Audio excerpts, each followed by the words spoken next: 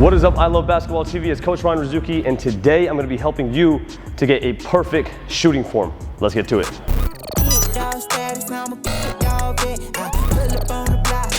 So the only way that we're going to be able to talk about good shooting form is to mention some of the most common mistakes. Number one mistake, probably the biggest mistake, is hands on the side of the ball. So really easy way to fix that, right? All we want to do is just make sure that we're splitting the basketball right here. We can have our lettering, just split it in half with index finger here and middle finger there. That way you split the ball in half, you're already set. Now for the left hand, you don't want it here on the side necessarily because then they're too close together. You want to kind of have it on the side, but a little bit underneath. Now I have really good security of the ball, and if my hand's here on the side, what happens is as I go into my shot, I'm going to use two hands to push it, which you see a lot. So let's make sure that not only do we have it on the side, which is correct, but it's slightly underneath. So now we have good security, and when I release, you can see that these fingers are not behind the ball and they can't push since they're not behind it. So number one thing, let's get the shooting hand in the center. We'll take this hand on the side and then slightly underneath right here, kind of behind it right there. So now we have good security. It's the best way to hold the basketball. If that's difficult for you, the adjustments you have here are not to split these fingers, but instead to go index or go middle. My personal suggestion is to split it, as you have really good control of the ball. But if you like index better, that's okay. If you like middle better, also okay. Now that you have that down, what you also don't want to do is have your wrist not loaded. So let's get the wrist loaded. I like to start with the ball right here on my right quad to practice. This way I can get the wrist loaded, I can keep the elbow in, and then from here I can bring the ball up close to my body, right? Because the next issue is bringing the ball away from your body, having bad energy, and then pull it towards your body, and then have a catapult effect. So what we do want to do is have that ball kind of come up tighter to our body here. See my elbow's in, my wrist is loaded the whole time. I bring it up right here, comes up through my eyeball, and I release. So now, number one, hand placement looks good, wrist is locked and loaded. We keep that ball here in a straight line. You see the right quad to the right chest to the right eye. Perfectly straight line. Let's get that ball up, and then we can release from there. What we don't want to do is allow that ball to go this way, or in any other direction that isn't going straight up, and making sure that our elbow is in line and our hand is underneath the ball. If you struggle with some of these things, you got to break it down one step at a time, right? First, maybe you only have to focus on the hand placement. You get that down, then maybe you have to focus on keeping the ball in a straight line, because sometimes people will come sideways. How do you fix that? A lot of consciousness. The easiest way to fix your shot is to be conscious and aware of the mistakes that you are making. So if you're making mistakes, be aware of it, record yourself, film it, find out what your issue is. Then as you fix it, it will take thousands and thousands of shots of you thinking about it the whole time until eventually you no longer have to think about it. But that's the best way that you can fix your shot. One, just be aware, right? If my hands are here, okay, I'm gonna come here. I'm gonna go real slow and bring it up. If I start to bring the ball to the left, well, I gotta be aware of that and just focus on bringing it up to my chest and up through my eye and then release. I like to have my index finger go through my right eye, but really the most important thing is to have the ball go through the right eye. So come here, and then you can release straight up and out. Now, as far as our flick goes, a couple of things that are important here. One, elbow above the eyebrow.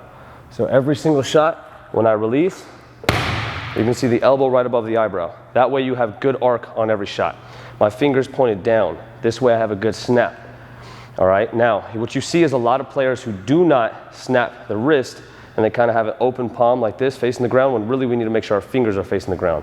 Or the elbow's here about the chin level, or the elbow is at the ear level. We got to make sure it's right there at the eyebrow level. So let's break it down one step at a time. I'm going to start with my wrist loaded. Guide hand comes on the side. Okay, elbows in. I keep the ball up and tight. You see how it's really close to my body. It's still coming up to the right chest, to the right eye. Smooth, fluid. How did I release? Elbow above the eyebrow, fingers to the ground. If you have these basics down, you're good. Now what you also see is, I'm going to show you the left hand. It's open, palm, the whole time. It has not imparted any force on the basketball. It's not turning this way, or any direction that is imparting force on the ball. Its only mission is to help to balance the ball, and that is it. So we're here, good hand placement. We bring it up in a straight line. We release, good flick. Now where you might struggle when you're starting this is with rhythm, because a lot of players will want to bring the ball up as their body goes low. So this is bad rhythm, and then you push up through the hips. That does not translate very well to your energy transfer and does not help you shoot further range eventually. We're going to master these close ones before we move back. And then we're gonna build our range with good fluidity, because you don't need to be that strong. You just gotta make sure you're shooting the ball correctly with a strong snap and good fluidity. How do we get the fluidity? The ball and the hips move together. So when the ball goes low, the hips go low. When the ball goes up, the hips go up. And that's pretty much it. That's how you build your fluidity. You're gonna start right here with the ball in your quad. My hips are low, the ball is low. The ball comes up, my hips go up. And that way I can release right there. You never want those two things to work in the opposite direction, right? Ball low, hips high, ball high. You bring it up, you snap, elbow above the eyebrow. If you can master this, it's gonna help you to master it a little bit further away. But you don't wanna move on if you have any issues with your shot. Now you come here, same shot. You come back here, it's the same shot.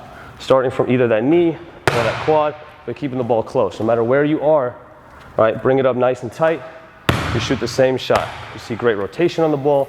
You see a good flick on the ball. The last two fingers that touch, right there. These two, not coming off the pinky, not coming off the ring finger. So that way we get a nice consistent snap right there. And we're able to hit almost every single shot. The goal is, of course, to make 100% of your shots. But if you can at least get to 80 from distance, that's where you want to be to build your confidence. And where does confidence come from? Your preparation. That's the only place that you're going to get confidence. If you lack confidence, it's because you don't prepare correctly or you don't prepare enough. So keep working every single day to reach the goals that you have, and your preparation will build that confidence.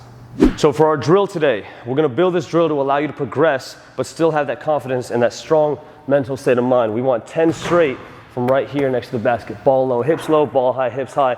Good solid release. You make 10 in a row from here. Let's go ahead and move back. We'll do the same thing, a couple steps back, but now we're aiming for only 8. So boom, let's make 8 in a row right there.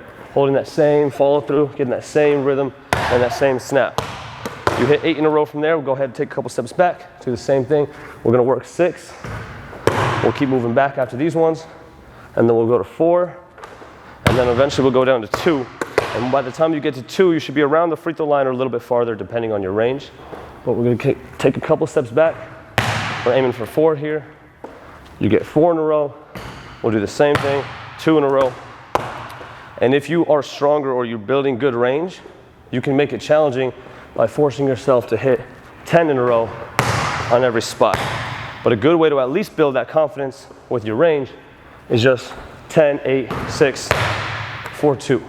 And if you can do that all the way through, then eventually instead of taking 2 steps back, you'll make it 3 steps back or 4 steps back, holding the same exact shot. You see the shot from here is no different than the shot from there. And then we'll get past that 3-point line eventually, but you gotta focus on mastery. That's the most important thing, right? I know I'm going 10, 8, 6, 4, 2. Eventually we want 10, 10, 10, 10, 10. And that's the goal, to keep building that confidence, so that way in a game, you'll be a much better shooter. Once you build your form and you have your form down, you're able to hit all these spot shots, then and only then can you start working off the dribble. We hope you enjoyed today's video, so make sure to hit that thumbs up button if you did, and subscribe as we're dropping new videos every single week. So make sure you hit that notification bell.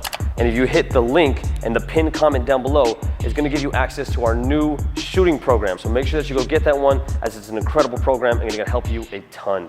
We'll catch you guys in the next video. Yeah, I'm shining bright, got me feeling like I'm next up. Feeling like I'm Curry, how I'm balling on the West Wall.